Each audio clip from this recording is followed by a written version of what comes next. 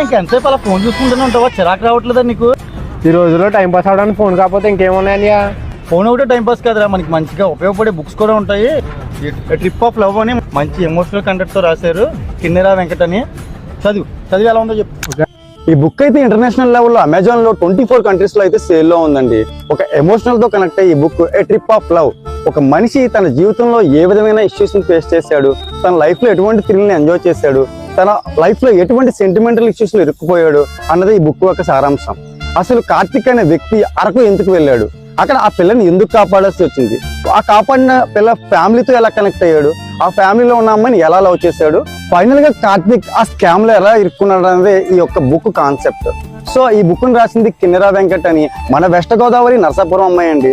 తన లైఫ్ లో తను ఫేస్ చేసిన ఎన్నో ఇష్యూస్ ని ఎదుర్కొంటూ ఈ బుక్ ని అయితే రాసి ఇంటర్నేషనల్ లెవెల్లో ఈ బుక్ ని అమెజాన్ లో అయితే సేల్ కి పెట్టిందండి. సో ప్రతి ఒక్కరు ఈ బుక్ కొనుక్కోవాలని మనస్ఫూర్తిగా కోరుకుంటున్నాను.